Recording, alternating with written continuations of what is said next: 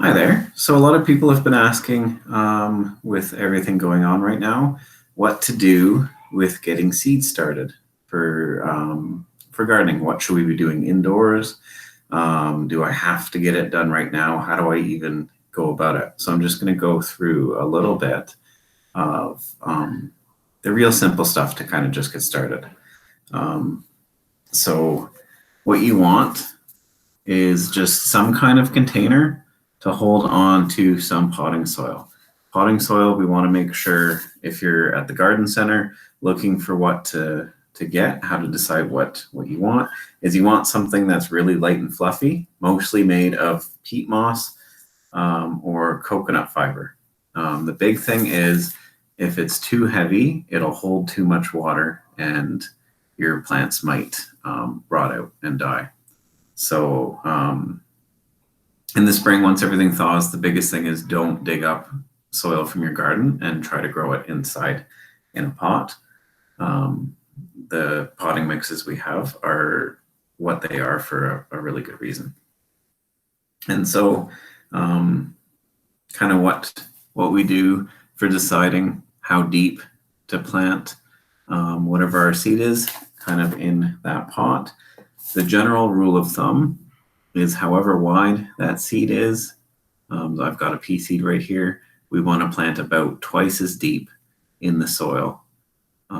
So this pea seed right now, that's probably going to be hard to see on this video in my basement, but it's about half the width of my thumbnail. So I'm going to plant it into that soil about the full width of my thumbnail.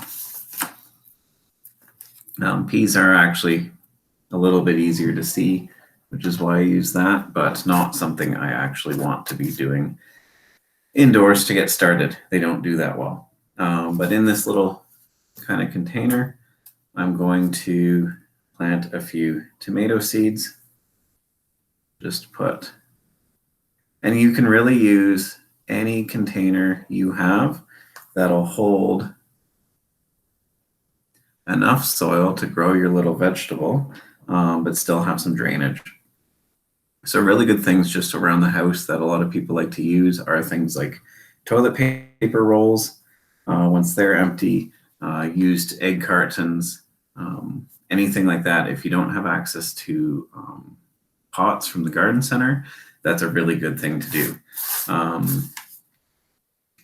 And so I've just poked some holes. Don't know how well this is going to show up. Poked some holes kind of just in this soil here. Put a couple seeds of my tomato, so I didn't put them too deep. And then I'm just going to kind of cover them up. And then I would water them in. And the big thing is with watering, you want to make sure you use enough water to soak all of the soil right through. I'm not going to do it here right now because honestly, I'm sitting in my basement taking a video on top of a copy of Joy of Cooking to make it reach my laptop.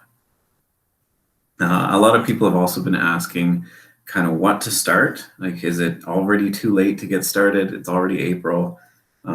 A lot of people weren't thinking of this or don't have that experience. Should I be starting all of my vegetables and getting those done right away so that I'm got everything on time? And the best answer to that is it's not too late for anything. And honestly, at this point, I haven't even thought about starting any of my garden vegetables because I find it easier to have smaller plants go out into the garden when it's a little bit warmer. But if you're wondering what to work with, kind of here at the beginning of April, we're going to be talking about maybe starting our tomatoes, peppers, some of our perennial herbs like sage and thyme, and onions. Everything else can wait a few more weeks. Once we hit late April, start to look at your greens. So lettuce, kale, broccoli, cabbage, that kind of stuff is really good. Kind of late April, you can get started. Even early May isn't too late. And then if you want to do squash, cucumbers, or corn, those really don't like to be in a pot for very long. So we want to wait until the last possible moment and plant those inside kind of in May, just a couple weeks before we're going to put them into the garden. And if you don't have kind of window space, that'll work really well for getting started indoors.